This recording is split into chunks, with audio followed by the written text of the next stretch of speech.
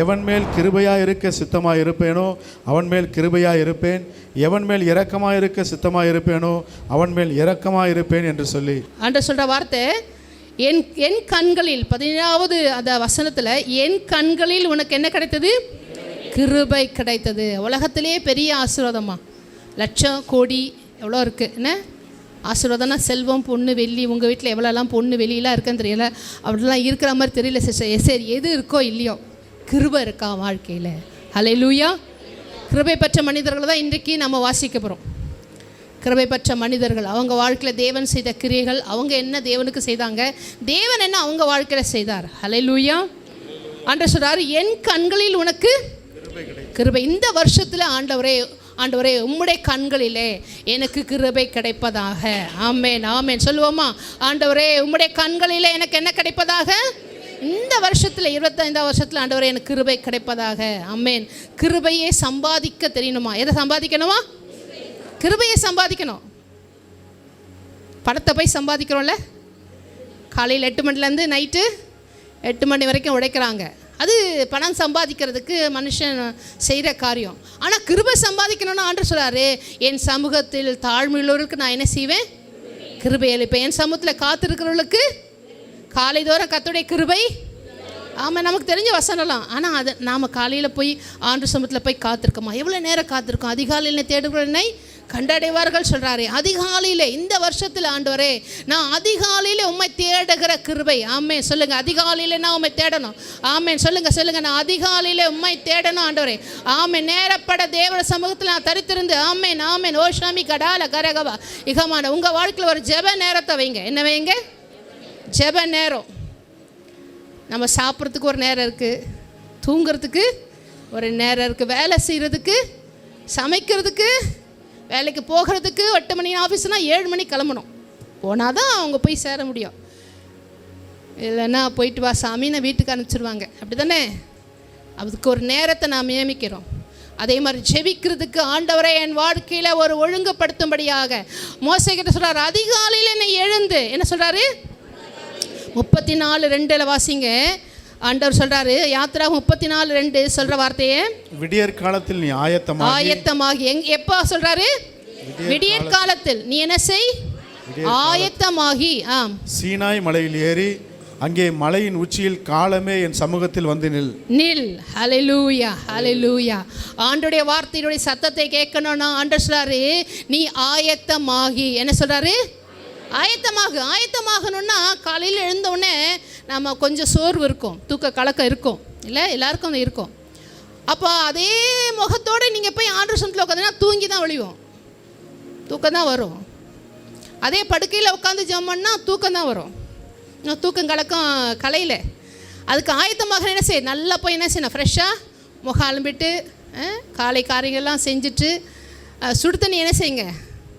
நல்லா ஒரு கிளாஸ் ஒரு சொம்பு குடிங்க. நல்ல பழக்கம். காப்பி டீ குடிக்கிறதுக்கு முன்னாடி என்ன செய்யுங்க? நல்ல ஒரு 2-3 கிளாஸ் என்ன நல்லா சுடு தண்ணி குடிங்க. அது என்ன செய்யும்? சரீரத்தை என்ன செய்யும்? சுத்தம் பண்ண. காலையில் எழுந்து நல்லா துதிங்க, உங்கள் ஆத்மாவை சுத்தம் பண்ணும்.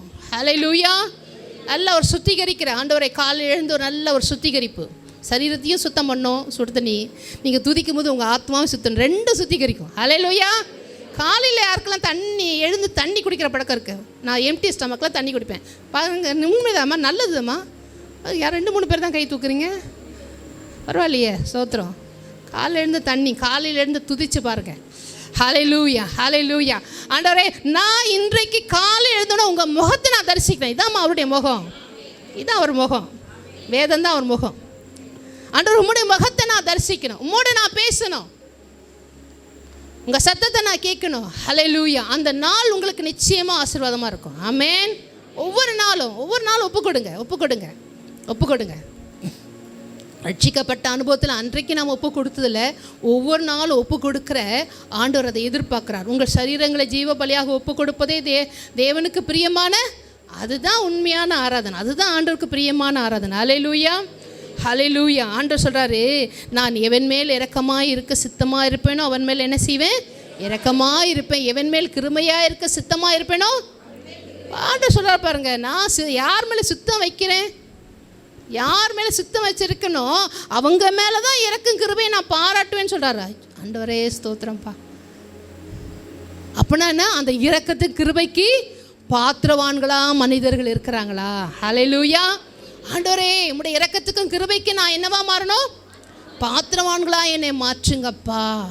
பாருங்க, மோசே கூட அந்த ஆசாரிப்பு கூடாரத்தில் மகா பரிசுத்த ஸ்தலத்தில் பிரவேசிக்கிற ஸ்லாக்கியத்தை தேவன் கொடுக்க முடியல. முகமுகமாய் பேசினார் தான். ஆனால் இன்றைக்கு இந்த நாளிலே நமக்கு எங்கே ஆண்டவர் அனுமதி கொடுக்குறாரு? மகா பரிசுத்த ஸ்தலத்தில் கிருபாசனத்தண்டையில். ஆமென். அவருடைய ரத்தத்தை ஏந்தி ஓ ஷபிகாடால சத்ருவா இகமா நேகலாரவா அவருடைய கிருபாசனத்தில் சேர்கிற அந்த கிருபை தேவன் நமக்கு கொடுக்குறாரு. ஹல்லேலூயா. ஒரு நாளும் மிஸ் பண்ணிடாதீங்க ஆண்டுடைய சமூகத்தை. எதை மிஸ் பண்ணாலும் மிஸ் பண்ணுங்க. எதை மிஸ் பண்ண வேண்டாம்? ஆண்டுடைய சமூகத்தில் இந்த நாள் ஆண்டவரே, இந்த நாளுக்குரிய நான் கிருபைகளை உங்கள் சமூகத்தில் நான் காத்திருந்து துதித்து நான் பெற்றுக்கொள்ளணும் ஆண்டவரே. ஆமேன். பணத்தை மனுஷன் டெபாசிட் பண்ணுறாங்க, பேங்க்கில் சேர்த்து வைக்கிறாங்க. ஏன்? அது ஒரு நாள் தேவைப்படும். அந்த பணம் தேவைப்படுமா? கையில் இருக்கிற பணத்தெல்லாம் செலவழிச்சிடாதீங்க, சேர்த்து வைங்க. சேமிப்பு அவசியம். அதே மாதிரி கிருபையை நம்ம ஒவ்வொரு நாளும் தேவ சமூகத்தில் காத்திருந்து அந்த கிருபையை பெற்றுக்கொண்டு, அது ஒரு பேங்க் டெபாசிட் மாதிரி தான் கிருபை. அந்த கிருபை பேங்க் அக்கௌண்ட்டு நீங்கள் ஜெபிக்கிறீங்களா, துதிக்கிறீங்களா, அந்த கிருபையெல்லாம் பேங்க் அக்கௌண்ட்டில், பரலோக அக்கௌண்ட்டில் டெபாசிட் ஆகுதுமா? ஆபத்து காலத்தில் என்ன செய்யாது? நீங்கள் சேர்த்து வச்ச டெபாசிட் பணம் உதவி செய்யாது, அந்த கிருபை உதவி செய்யும். ஹல்லேலூயா, ஹல்லேலூயா, ஹல்லேலூயா. அதான் அந்த கிருபையை பற்றி அறிந்தவங்க அந்த கிருபையை போக்கடிக்க மாட்டாங்க. ஹல்லேலூயா. ஆண்டவர் சொல்றார், ஒருவருக்கு முன்னாடி நீங்கள் என்ன செய்யுங்க, ஒருவருக்கு முந்தி உங்களை தாழ்த்துங்க. ஏன் சொல்கிறாரு? ஏன் கனம் பண்ணுறதுல முந்தி கொள்ளுங்க. ஏன் இயேசுவே அவர் அடிமையின் ரூம் எடுக்கணும்? ஏன் இயேசுவே அவர் தாழ்மை என்னை தாழ்த்தினார் போட்டிருக்கு. ஹல்லேலூயா. மரண பரியந்தம் தன்னை தாழ்த்தினாரா? என்ன பண்ணாரா? விஷயம் தெரிஞ்சவருக்கு. மோசையும் போய் ஆண்டவர் சமூகத்தில் போய் முகம் குப்புற விழுந்து ஆண்டவர் சொல்கிறான், ஆண்டவரே சொல்கிறான், 14வது வசனம் அதில் போட்டிருக்கு. 14:15 வாசிப்போமே. யாத்ரா 33:14-15. அதற்கு அவர், என் சமூகம் உனக்கு முன்பாக செல்லும், நான் உனக்கு இளைப்பாறுதல் தருவேன் என்றார். அப்பொழுது அவன் அவரை நோக்கி, உம்முடைய சமூகம் என்னோட கூட செல்லாமற் போனால் எங்களை இவ்விடத்திலிருந்து கொண்டு போகாதிரும். ஹல்லேலூயா. ஹல்லேலூயா. என்ன ஜெபம் பாருங்க. ஆண்டவர் சொல்றாரு, உம்முடைய சமூகம் எனக்கு முன்பாக, ஆண்டவரே என்னை இங்கேருந்து என்ன செய்யாதீங்க, இங்கேருந்து என்னை கொண்டு போகாதிருங்கப்பா. ஆமான்றே, இந்த வருஷத்தில் ஆண்டவரே உம்முடைய சமூகம் என்னோடு இருப்பதாக. இளைப்பாறுதல் அங்கே தான்மா இருக்குது. தேவன் எங்கே இருக்கிறாரோ அங்கே இளைப்பாறுதல். இளைப்பாறுதல் வேணுமா? இளைப்பாறுதல் வேணுமா? ஆண்டவர் நம்மோடு இருக்கிறாருங்கிறத அது அறிஞ்சாலே போதும். ஆண்டவர் இப்போ ஒரு மனுஷன் நம்மோடு இருக்கிறாருன்னா அவருக்கு என்ன வேணுங்கிறது அவசியங்கிறது நம்ம அறிவோம். நான் உங்களோட ஒரு நாள் ஃபுல்லாக உங்கள் வீட்டில் இருக்கணுமா? ஃபுல்லாக உங்கள் வீட்டில் இருக்க போகிறேன் காலையிலேருந்து நைட்டு வரைக்கும். அப்போ நீங்கள் என்ன யோசிப்பீங்க? சிஸ்டருக்கு என்ன பிடிக்கும்? காஃபி பிடிக்குமா, டீ பிடிக்குமா? அப்புறம் என்ன டிஃபன் பிடிக்கும்? என்ன லஞ்சு சாப்பிடுவாங்க? அவங்களுக்கு காய், எனக்கு காய் தான் ரொம்ப பிடிக்குமா? இல்லை, நான்வெஜ்ஜோட வெஜ் அதிகம், அது பிரியப்படுவேன். அப்போ வெஜ்ஜு தான் நீங்கள் என்ன செய்வீங்க? ஓ, என்ன செய்யலாம், வெஜ்ஜில் என்ன செய்யலாம் யோசிப்பீங்களா? யோசிக்க மாட்டீங்களா? அப்போது ஒரு மனுஷனை கூட வைக்கிறதுக்கு நம்ம இவ்வளோ யோசிக்கணுமே. தேவாதி தேவன் நம்மோடு இருக்கிறதுக்கு அவருக்கு பிரியமானது என்ன? ஹல்லேலூயா. அதை யோசிக்க பழகுங்க. ஓ, அவர் துதினா அவர் துதியில் அப்படியே மயங்கிடுவார். அவர் ஆராதனை அவளுக்கு பிரியம். ஒரு நாளைக்கு 1 மணி நேரமாவது நான் துதித்து அவரை ஆராதிப்பேன். ஹல்லேலூயா. ஒரு தீர்மானம் எடுங்க. ஒரு நாளைக்கு 1 மணி நேரம், 1 மணி நேரம் அப்படியே கரங்களை உயர்த்துங்க. ஹல்லேலூயா, ஹல்லேலூயா. கேட்டு போகிற பிள்ளைகளா இராதீங்க, அது செய்கையிலே. ஆமேன். 1 மணி நேரமாவது நான் துதிச்சு ஆராதனை மட்டும்தாம்மா, வேறு ஜெபலாம் இல்லை. ஜெபலாம் தனியாக பண்ணுங்க, வேத வாசிப்பெலாம் தனியாக, வேத வாசிப்பெலாம் அதில் சேர்க்காதீங்க. 1 மணி நேரம் ஆண்டவரை நான் உண்மை துதிச்சு ஹல்லேலூயா உங்கள் நாமத்தை நான் மகிமைப்படுத்துவேன். ஓ ஷமே கடால் இக்காமா ரஹை சபில புஷாபுராவா. உங்கள் கரங்களை தேவன் பார்க்குறார். ஆமேன், ஆமேன். ஹல்லேலூயா, ஹல்லேலூயா, ஹல்லேலூயா. ஆண்டவரே ஸ்தோத்திரப்பா. குறைஞ்சது ஆண்டவரே ஒரு 5 அதிகாரம், 2 சில பேர் கேட்கும்போது 2 அதிகாரம் சொல்ல எனக்கே கஷ்டமாக இருக்கும். ஸ்தோத்திரம். ஒரு நாளைக்கு 2 இட்லி சாப்பிட்டு ஒரு நாள் ஃபுல்லாக காலந்தாலன்னா எப்படி இருக்குமா? நீங்களே யோசிங்க. மயக்கடிச்சு கீழே விட மாட்டீங்க? 2 அதிகாரம் போதுமா? ஆண்டவரே குறைஞ்சது ஒரு கரங்களை உயர்த்தி ஜெபிப்போமா? ஆண்டவரே இந்த வருஷத்துல ஆண்டவர் உங்களை பாருங்க, தேவன் ஆண்டவர் நீங்கள் நினைப்பதை காட்டிலும் பெரிய காரியங்களை செய்வார். ஆமென், ஆமென். குறைஞ்சது ஒரு 5 அதிகாரத்துக்கு மேலதாம்மா, கீழே இல்லை, மேலே. ஓ ஷமி கடால சத்ரு வைக்கிற அபைக்கிற போஷவா. அல்லேலூயா, அல்லேலூயா. தேவன் உங்கள் கரங்களை பார்க்குறார். ஆமென். ஓ ஸ்தோத்திரிக்கிறோம் ஐயா, ஸ்தோத்திரிக்கிறோம் அப்பா. அல்லேலூயா, அல்லேலூயா. ஆண்டவர் சொல்கிறாரு, மோசே சொல்கிறாரு, உம்முடைய வழிகளை எனக்கு என்ன செய்யுங்க, கற்றுக் கொடுங்க. அதில் சொல்கிறாரு,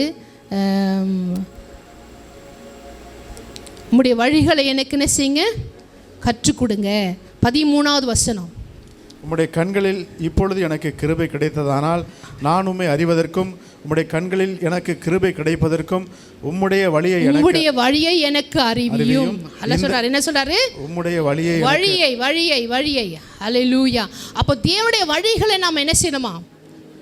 அறியும்படியாக. ஆண்டவரை உமக்கு பிரியமான நம்முடைய சத்திய பாதையில் நான் வாழும்படியாக, சத்தியத்தில் நடக்கும்படியாக உம்முடைய வழியை எனக்கு என்ன செய்யுங்க, கற்றுத்தாங்கப்பா. ஹல்லேலூயா. தேவனுடைய வழி என்ன, அதை ஆராயணும். ஆண்டவர் உம்முடைய வழி என்னப்பா? உம்முடைய வழிகளை எனக்கு என்ன செய்யுங்க, கற்றுத்தாங்க. ஜீவ பாதையில் என்ன செய்யுங்க, என்னை நடத்துங்க.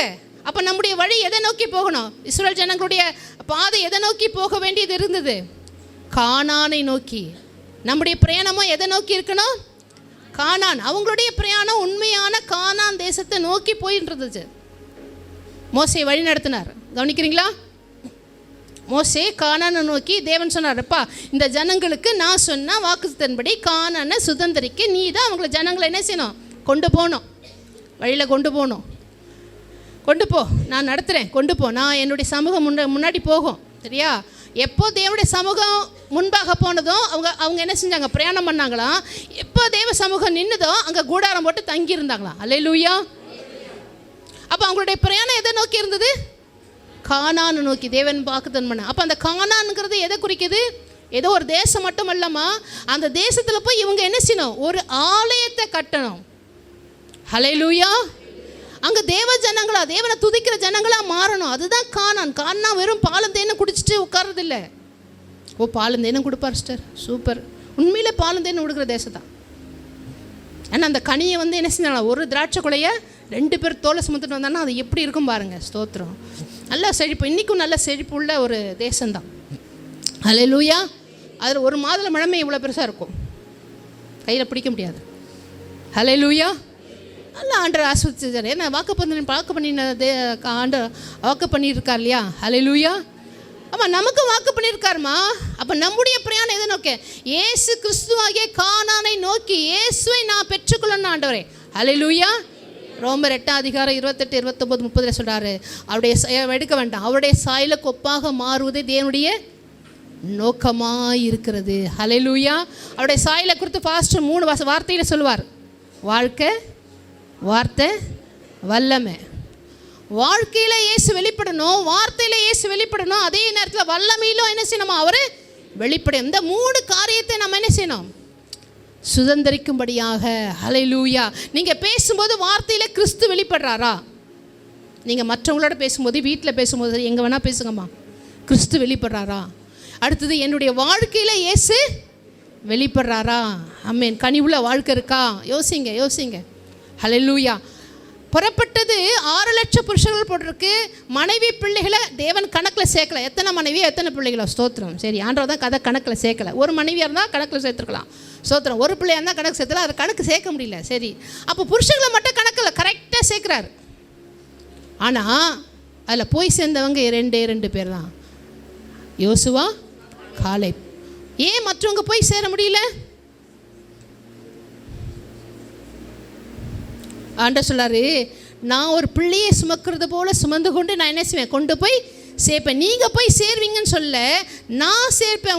உங்களுக்கு முன்னாடி குழவைகள் அனுப்பேன், தூதன் அனுப்பேன், யுத்தம் செய்வேன், இத்தனையே சொன்னார். ஆனால் அவங்க வாய் எதை பேசுதுனது? அவிசுவாச வார்த்தைகளை. அவங்க பேசின வார்த்தை எல்லாமே என்னதான்? ஆமாம். செத்து போனால் நல்லாயிருக்கும், செத்து போனால் நல்லாயிருக்கும், செத்து போனால் நல்லாயிருக்கும். சரி விட்டாடு. ஆண்டவர் சொன்னார், மோசேகிட்ட சொன்னார், அவங்க சொன்ன வார்த்தையின்படியே நான் இந்த வனாந்தரத்தில் என்ன செய்கிறேன், ஒப்பு கொடுத்துறேன். யார் சொன்ன வார்த்தையின்படி? மோசே சொன்ன வார்த்தையின்படி அல்ல, தேவன் தன் வாயினால் சொன்ன வார்த்தையின்படி அல்ல, ஜனங்கள் தங்கள் வாயினால் பேசின வார்த்தையின்படியே ஆண்டவர் தீர்ப்பு செஞ்சார். புரியுதா? தேவன் செலவில் நம்ம பேசுகிற வார்த்தையை நமக்கு தீர்ப்பாக எழுதிடுவார். அதனால தான் ரொம்ப கவனமாக பேசணும். நம்ம பேசுகிற வார்த்தையில் ரொம்ப கவனமாக இருக்கணும். அடுத்தவங்க பேசுகிற வார்த்தையும் ரொம்ப கவனமாக இருக்கணும். கவனிக்கிறீங்களா? தேவன் மனுஷன் பேசின வார்த்தை தான் நியாயம் தீர்த்தார் ஒழிய தேவன் வனாந்தரத்திலே அவர்கள் மரிப்பார்கள் என்று தேவன் தீர்ப்பு எழுதவே இல்லை. கவனிக்கிறீங்களா? சில வேளை நம்ம கோவத்திலேயோ அவிசுவாசம், ஏதாவது எதுவும் நடக்கலைப்பா, எனக்கு எதுவும் நடக்கலை, நான் நினச்சது எதுவும் நடக்கலை, நான் ஜெபிச்சேன் எதுவும் செய்யலை, சோர்விலையோ நம்ம என்ன வார்த்தை பேசிடக்கூடாது, அவிசுவாச வார்த்தைகள் நம்ம வாயில் என்ன செய்யக்கூடாது. ஆண்டவரே என் இருதயத்தை காத்துக்கொள்ளுங்க, என் இருதயத்தை காத்துக்கொள்ளுங்கப்பா, காத்துக்கொள்ளுங்கப்பா. ஹல்லேலூயா. தேவன் கிருபை செய்வாராக. ஹல்லேலூயா. ஆண்டவர் சொல்கிறார், மோசேக்கு சொல்கிறாரு, எனக்கு உங்களுடைய வழிகளை எனக்கு போதிங்க, உங்களுடைய வார்த்தைகளை எனக்கு கொடுங்க, ஏன்னா ஜனங்களுக்கு வார்த்தை வேணும். இந்த வருஷத்துலே ஆண்டவரே அழிந்து போகிற ஆத்தும கணக்க மோசே கூடாரத்தில் போய் தங்கியிருந்தாமா, யாருக்காக தங்கியிருந்தான்? இந்த ஜனங்களுக்காக. வார்த்தைகளை கொடுக்கணுமே, வார்த்தை வாங்கினா தானே கொடுக்க முடியும். அப்போ வார்த்தை பெற்றுக்கொள்கிறதுக்கு அவன் என்ன செஞ்சான்? போய் கூடாரத்தில் போய் தங்கியிருந்தான் போட்டிருக்கான். அவங்க மாமனார் வந்து சொல்கிறார், எப்பா மரம்பிள்ளை மாப்பிள்ளை, இப்படி காலையிலேருந்து சாயந்தரம் வரைக்கும் உட்காந்துருக்கீங்களா, என்ன ஆகுறது, உடம்பு என்ன ஆகுறது இல்லை? காலையிலேருந்து ஈவினிங் சாயந்தரம் வரைக்கும் ஒவ்வொரு நாளும் உட்காந்தா என்ன ஆகுது? இப்படி உட்காந்துருக்கீங்களே, நீங்கள் என்ன செய்யுங்க, அது நீங்கள் படித்ததுனால தான் பேசுகிறேன், அதனால் வசனம்லாம் எடுக்கலை. போய் என்ன செய்யுங்க, 50 100 500 பேருக்கு என்ன செய்யுங்க, அதிபதிகள் ஏற்படுத்துங்க, அவங்களுக்கு சொல்ல வேண்டிய வார்த்தை என்ன செய்யுங்க சொல்லுங்கள், மீதி அதிகமானது நீங்கள் என்ன செய்யுங்க, நீங்கள் போய் பேசுங்க. ஹல்லேலூயா. அப்போ எந்த அளவுக்கு ஆண்டவர் சமூகத்தில் போய் காத்திருந்து ஆண்டவருடைய கிருபையும் வார்த்தையும் பெற்றுக்கொள்ளுகிற தேவ மனிதனாக இருந்தார். கிருபை பெற்ற மனிதரில் இன்னொரு எனக்கு பிடித்த பவுல். ஹல்லேலூயா. 2 கொரிந்தியரில் எடுத்துக்கொள்வோம். ஹல்லேலூயா. கிருபை பெற்ற 2 கொரிந்தியர் 12வது அதிகாரம். 2 கொரிந்தியர் 12வது அதிகாரம். ஹல்லேலூயா, ஹல்லேலூயா. கர்த்தர் கிருபை செய்வாராக. பக்கம் 255வது பக்கம். ஆமென்.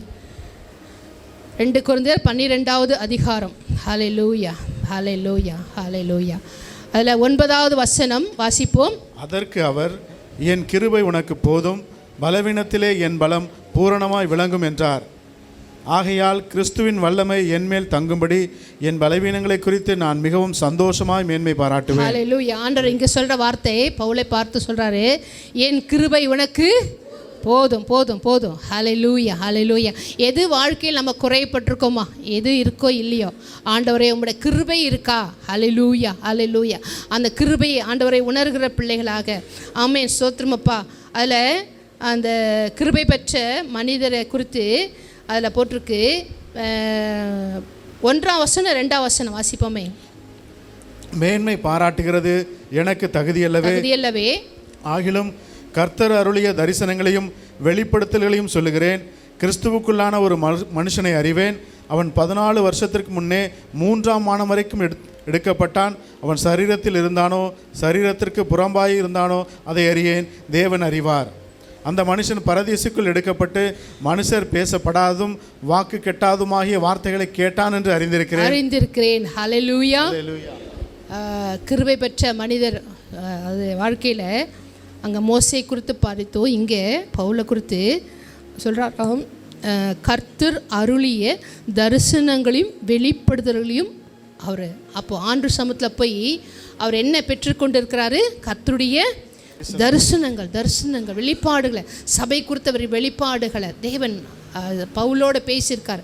ஆமென், ஸ்தோத்திரம்ப்பா. ஆண்டவர் அவருடைய சரீரத்தை குறித்து, கிறிஸ்துவின் சரீரத்தை குறித்து பேசுகிறார். பவுலுடைய நிருபங்களாக நீங்கள் பார்க்கும்போது கிறிஸ்துவின் சரீரமாகிய சபை, அப்புறம் தேவனுடைய நீங்கள் உயிர்த்தெழுதலையும் மரித்தவர்களையும் குறித்து, கிறிஸ்துவனுடைய கிறிஸ்துவை குறித்து மரித்ததும் கிறிஸ்துவனுடைய உயிர்த்தெழுதலும் குறித்து பேசுகிறார். நீங்கள் அந்த பவுலெல்லாம் அந்த நிருபங்கள்லாம் வாசிக்கும் போது என்ன காரியங்கள்லாம் சொல்கிறாரு, எதெல்லாம் தேவன் வெளிப்படுத்தியிருக்காரு, அப்போ என்ன வெளிப்பாடுகளை பெற்றுக்கொண்டிருக்காரு. ஹல்லேலூயா. அந்த வெளிப்பாடுகளை நாம் கேட்கணும்.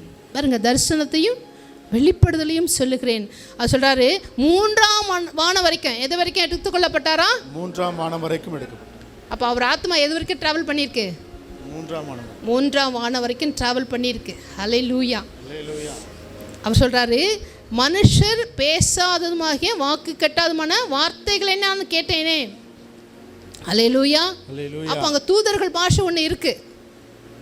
அது நம்ம பாஷை இல்லை, நம்ம பேசுகிற மனுஷன் பேசுகிற பாஷை இல்லை, லாங்குவேஜ் கிடையாது. அது என்ன பாஷை? தூதர்கள் பேசுகிற பாஷை. அது கேட்டேங்கிறாரு, நான் கேட்டேங்கிறாரு, வெளிப்பாடுகளை பெற்றுக்கொண்டேங்கிறாரு. ஹல்லேலூயா. அப்போது ஆண்டவர் சொல்றாரு, இவ்வளோ வெளிப்பாடு பெற்றுக்கொண்ட தேவ மனிதர், இவ்வளோ தரிசனங்களை பெற்ற தேவ மனிதர், ஆண்டவர் சொல்றாரு, நான் யோசிக்கிறேன் என்னென்னா, இவ்வளோ வெளிப்பாடு தரிசனங்கள் பெற்றுக்கொண்டாரே, ஒருவேளை பவுலுக்கு கொஞ்சம் பெருமை என்ன செய்யலாம்? ஏன்னா யாருக்கும் கொடுக்காத ஒரு வெளிப்பாடை பவுல் கொடுக்குறாருல, அது ஒரு இது தானே, ஆசீர்வாதம் தானே. ஒருவேளை ஆண்டவரே பெருமை எங்கே பவுலுக்குள்ளே வந்துடுமோன்னு சொல்லி, ஏன்னா பெருமை வந்துட்டால் பவுலை இழந்துருவோம். ஆண்டவருக்கு தெரியும் பெருமை உள்ளவருக்கு தேவன் ஏற்று நிற்கிறார் இல்லையா. அப்போ பெருமை வந்துச்சுன்னா யாரை இழந்துருவார்? பவுல் இழந்துருவார். ஏப்பா, உனக்கு வெளிப்பாடு கொடுத்து நீ உலகத்துக்கே சொல்கிறேன், ஆனால் நான் உன்னை எழுந்துடக்கூடாது, உனக்கு ஒரு முள் அவசியம். அது உன்னை உயர்த்தாதபடிக்கு ஆண்டவர் என்ன சொல்றாரு? அதை உயர்த்தாதபடிக்கு, மேன்மை பாராட்டாதபடிக்கு. இவ்வளோ வெளிப்பாடு, இவ்வளோ தரிசனங்கள், உயிர்த்தெழுதலை பற்றி 15ஆம் அதிகாரத்தை பேசுகிறார் 1 கொரிந்தியர். அல்லேலூயா. போய் படிங்க, வேதத்தை படிங்க, கருத்தா படிங்க, தியானிங்க, ஆண்டவர் உங்களோட இடைப்படுவார். ஆமென். அப்போ இவ்வளோ வெளிப்பாடு பெற்றுக்கொண்ட ஒரு தேவ மனிதர் ஆண்டவரே சொல்லாரு, ஒரு முள் உனக்கு நான் என்ன செஞ்சுருக்கேன். அப்போ பவுல் ஜெபிக்கிறார், இந்த முள் நீங்கும்படி நான் 3 தரம் போய் ஜெபிச்சேன். அப்போ ஆண்டவர் சொல்கிற வார்த்தை என்ன? என் கிருபை உனக்கு போதும். ஹல்லேலூயா. பவுலும் சொல்கிறாரு, நான் வேண்டிக்கிட்டாலும் பவுலும் வார்த்தை சொல்கிறார் பாருங்க. அந்த 9ஆம் வசனம் வாசிங்க. 9:10. அதற்கு அவர், என் கிருபை உனக்கு போதும், பலவீனத்திலே என் பலம் பூரணமாய் விளங்கும் என்றார். ஆகையால் கிறிஸ்துவின் வல்லமை என் மேல் தங்கும்படி நான் என் பலவீனங்களை குறித்து நான் மிகவும் சந்தோஷமாய் பலவீனங்களை குறித்து என்ன சொல்றாரா? மிகவும் சந்தோஷமாய் மேன்மை பாராட்டுகிறேன். ஹல்லேலூயா. நம்ம வாழ்க்கையில் வருகிற முள்ளு, ஏதாவது ஒரு முள்ளு இருக்கும். ஸ்தோத்திரம். முள்ளுக்காக ஸ்தோத்திரம் சொல்லுங்க. ஹல்லேலூயா. முள்ளுக்காக ஸ்தோத்திரம் ஆண்டவரே. ஸ்தோத்திரம். ஆண்டவர் அது மேலே கிருபை பாராட்டுவார். அந்த முள் நம்மளை வேதனைப்படுத்தாதபடி. ஒரு முள் மேலே நான் நடக்கணுமா? வழியெல்லாம் முள் நடக்கணும், ஆனால் அது என்னை குத்துது, என்னை வேதனைப்படுத்துது. ஆண்டவர் சொல்றாரு, அது மேலே நான் பஞ்சை வைக்கிறேன். என்ன குழைக்கிறேன்? அப்போ நீ அந்த பஞ்சு மேலே நடந்தீங்கன்னா அந்த முள் என்ன செய்யுது? உன்னை வலிக்காதபடி இருக்கும். ஹல்லேலூயா. அதுக்கு பேர் தான் கிருபை. ஹல்லேலூயா. முள் நீங்கும்படி பவுல் ஜெபிச்சாரு. ஆண்டவர் சொன்னாரு, இந்த முள் உனக்கு நல்லது. ஹல்லேலூயா. எத்தனை பேர் ஜெபம் பண்ணுறோம்? ஆண்டவரே இந்த முள் எனக்கு நல்லது. ஆனால் நான் ஜெபம் பண்ணியிருக்கேன், இந்த முள் எனக்கு நல்லது. ஆமென். ஹல்லேலூயா. ஆண்டவர் பவுலே சொல்றார் பாருங்க, 10ஆம் வசனத்தை சொல்றார் பாருங்க. அந்தபடி நான் பலவீனமாக இருக்கும்போதே பலமுள்ளவனாய் இருக்கிறேன். ஆகையால் கிறிஸ்துவின் நிமித்தம் எனக்கு வரும் பலவீனங்களிலும் நிந்தைகளிலும் நெருக்கங்களிலும் துன்பங்களிலும் இடுக்கண்களிலும் நான் பிரியப்படுகிறேன். அப்பா ஸ்தோத்திரம். என்ன சொல்றாரு? சந்தோஷமா இருக்குப்பா, எனக்கு சந்தோஷமா இருக்கு. கிறிஸ்துவின் நிமித்தம் வருகிற துன்பம், இடுக்கும், நெருக்கம், நிந்தனை, அவமானம், இதெல்லாம் நான் என்ன செய்கிறேன்? பிரியப்படுகிறேன். ஸ்தோத்திரம்ப்பா. அதான் ஒரு முதிர்ச்சியான கிறிஸ்தவ அனுபவம் உள்ள வாழ்க்கையில் ஒரு தேவ மனிதர் பேசுகிற வார்த்தை. ஹல்லேலூயா. நான் பிரியப்படுகிறேன் ஆண்டவரே, இந்த துன்பத்துக்காக, இந்த நெருக்கத்துக்காக. என்னெல்லாம் சொல்கிறார் பாருங்க. நிந்தனை, நெருக்கம், துன்பம், இடுக்கணு. ஹல்லேலூயா. ஸ்தோத்திரிக்கிறோமப்பா. நான் பிரியப்படுகிறேன். என்னை உயர்த்தாதபடிக்கு ஆண்டவரே இந்த முள் கொடுக்கப்பட்டதுக்காக உமக்கு நான் ஸ்தோத்திரிக்கிறோமப்பா. எத்தனை பேர் சொல்லுவோம்? உண்மையாக சொல்லுங்கள் பார்க்கலாம். ஆண்டவரே இந்த முள் எனக்கு கொடுக்கப்பட்டதுக்காக, அது எந்த முள்ளும்மா நன்றி சொல்லுங்கள். தேவனுடைய வழிகளை கற்றுக்கொள்ளலாம், தேவனுடைய கிருபையை பெற்றுக்கொள்ளலாம். ஹல்லேலூயா. ஓ ஸ்தோத்திரிக்கிறோம் ஐயா, ஸ்தோத்திரிக்கிறோமப்பா. நன்றி செலுத்துகிறோம்ப்பா. நன்றி அப்பா, நன்றி நன்றி நன்றி. முல்லை ஏன் ஏன் ஏன் கேள்வி கேட்காதீங்க, ஏன்ற கேள்வி கேட்காதீங்க. நான் நிறைய முறை கேள்வி கேட்டிருக்கேன். ஏன் ஆண்டவரே, ஏன் ஏன் ஏன் ஏன் நீங்கள் கேட்குறீங்களோ, நான் கேட்டிருக்கேன். ஏன் ஆண்டவர் வசனத்து மூலமாக தான் பதில் சொல்லுவார். நம்ம கேட்குற கேள்விக்கு அத்தனைக்கும் வசனத்தின் மூலமாக தான் பதில் வரும். வேற எங்கேயும் பதில் வராது. வேற எங்கேயும் பதில் எதிர்பார்க்காதீங்க. கண்ணை மூடிக்கிட்டு குதிரை இருக்குது, கருப்பு இருக்குது, சிவப்பு இருக்குது, அதெல்லாம் இல்லை. வசனத்தை திறந்து பேசுங்க. ஆண்டவர் பேசுகிறாரா பாருங்கள். வசனத்தை திறங்க. ஆண்டவர் வார்த்தை மூலமாக உங்களோட பேசுவார். ஹல்லேலூயா. ஆண்டவர் சொல்கிறாரு, உன் மேலே நான் எவ்வளோ கிருபை வச்சுருக்கேன். இந்த முள் ஏன் கேட்குறியே, உன் மேலே வச்சுருக்க கிருபையை நீ பார்த்துருக்கியா? ஹல்லேலூயா ஹல்லேலூயா. அந்த கிருபையில் 1000 பேர் என்ன செய்யலாம்? நீ வழி நடத்தலாமே. 1000 பேருக்கு நீ போஷிக்கலாமே. 1000 பேரை நீ செபிக்கலாமே. 1000 பேருக்கு நீ ஆசீர்வாதமாக இருக்கலாமே. அந்த கிருபையில் நான் உன் மேலே வச்சுருக்கேன். இந்த முள்ளை குறித்து யோசிக்கிறியே. ஹல்லேலூயா ஹல்லேலூயா. ஸ்தோத்திரம் ஆண்டவரே. முள் இருக்கிறனாலதாம்மா நம்ம ஸ்தோத்திரம். முள் இல்லைன்னு வச்சுங்களேன், நம்மளை பிடிக்கிறதுக்கு எத்தனை பேர் வேணும்னு தெரியாது. யோசிக்க முடியுதா? ஸ்தோத்திரம். பெருமை எருமை ஆமான்றாங்க. அது ஆமாலாம் இல்லை. ஆமாம், அது பாவமா, பிராணி அது. ஆமாவா வீடை புகுந்தா உருப்படாதுன்னு சொல்லுவாங்க. அப்படிலாம் கிடையாது. மனுஷன் தப்பாக எழுதிட்டான். பெருமை இருக்கிற வீடு உருப்படாது. பெருமைக்கு தேவன் எதிர்த்து நிற்கிறார். ஒரு நாளும் பெருமை. அதான் சொல்கிறார் பவுல், எனக்கு எவ்வளோ ஆண்டு கிருபை கொடுத்துறார், அதை குறித்து நான் என்ன செய்கிறேன்? ஒன்றை மேன்மை பாராட்டாதபடிக்கு, ஒன்றை குறித்து நான் மேன்மை பாராட்ட விரும்பலன்னு சொல்கிறாரு. ஹல்லேலூயா. ஜீவனை பார்க்கும் கிருபை மேலான கிருபை குறித்து மேன்மை பாராட்டுறார். ஹல்லேலூயா ஹல்லேலூயா.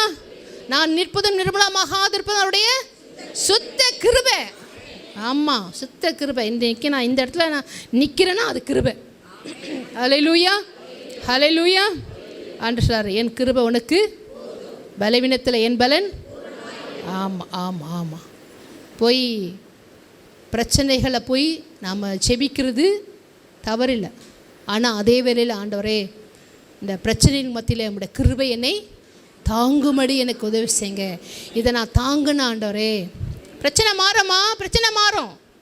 இந்த பிரச்சனையை வச்சு சாத்தான் நம்மளை சோதிக்காதபடி, முறுமுறுக்காதபடி, குறை சொல்லாதபடி, தேவனை பரீட்சிக்காதபடி காத்துக்கொள்ளணும் நம்ம ஆத்துமாவை. பிரச்சனை தான் நம்ம யாருன்னு தெரியணும்னா, ஒரு பிரச்சனை வந்தால் தான் நம்ம யார், நமக்கு நம்முடைய கலர் வெளியே வரும். நம்ம உண்மையான கலரு ஒரிஜினல் எப்போ வரையும்னா, நமக்கு என்ன எதாவது என்ன வரணும்? பிரச்சனை வரணும் வரணும் வரணும் வரணும். அப்போ தான் நம்மளோட ஒரிஜினல் என்ன செய்யணும்? வெளியே வரும். அந்த கோபம், ஆத்திரம், இவ்வளோ நல்ல பிள்ளைகளாக உட்காந்துருக்கோல, என்னையே சேர்த்தா சொல்கிறேன். எனக்கு கோவம் வரும்போது நான் யோசிப்பேன், இவ்வளோ கோவம் எனக்குள்ளே இருக்காண்டவரே. கோவப்படுவேன், ஆனால் கோவப்பட்ட பிறகு யோசிப்பேன், ஆண்டவரே இவ்வளோ கோவம் எனக்குள்ளே எனக்கு தெரியாமலே இருக்கா ஆண்டவரே, எனக்கு தெரியாமலே இவ்வளோ கோவம் எனக்குள்ளே இருக்குது ஆண்டவரே. ஸ்தோத்திரம். அதுக்கு போய் ஜெபிப்பேன், ஆண்டவரே இவ்வளோ கோவப்படுறேன் ஆண்டவரே, இந்த கோவம் என்ன செய்கிறது எனக்கு வரக்கூடாது ஆண்டவரே. சாந்தமுள்ள ஆவி எனக்கு மோசை கொடுத்தீங்களே ஆண்டவரே, சாந்தமுள்ள ஆவி எனக்கு தாங்கப்பா தாங்கப்பா. ஹல்லேலூயா ஆமேன். ஸ்தோத்திரமாப்பா. நம்ம யாருன்னு தெரியணும்னா நமக்கு என்ன வரணும்? பிரச்சனை வரணும். அப்போ தான் நம்ம விசுவாசம் எவ்வளோ இருக்குது, நம்ம தேவனை எந்த அளவுக்கு சார்ந்திருக்கிறோம். ஹல்லேலூயா ஹல்லேலூயா. இன்னொரு கிருபை பெற்ற மனிதர்களை குறித்து லூக்காவில் கிருபை பெற்ற லூக்கா 1:28 வாசிப்போம். அவள் இருந்த வீட்டில் தேவதூதன் பிரவேசித்து, கிருபை பெற்றவளே வாழ்க, கர்த்தர் உன்னுடனே இருக்கிறார், ஸ்திரீகளுக்குள்ளே நீ ஆசீர்வதிக்கப்பட்டவள் என்றான். ஹல்லேலூயா. ஆண்டவர் சொல்றாரு, நீ தேவனிடத்தில் கிருபை பெற்றாய். அப்பா அம்மா உலகத்திலேயே பெரிய சர்டிஃபிகேட் என்ன தெரியுமா? நம்ம பின்னாடி எத்தனையோ அந்த டிகிரி போடுவாங்க, MA BE CNO போடுவாங்கம்மா. அது இல்லாமல் அந்த டிகிரியை விட எனக்கு தெரிஞ்ச டிகிரி என்ன தெரியுங்களா? கிருபை. கிருபை ஓகே தான். ஆமாம்மா, இவர் என்னுடைய நேசகுமாரன், இவரில் நான் பிரியமாக இருக்கிற பாருங்க. ஒரு சர்டிஃபிகேட்டை கொடுக்குறாரு பாருங்க, பரலோக சர்டிஃபிகேட்டு.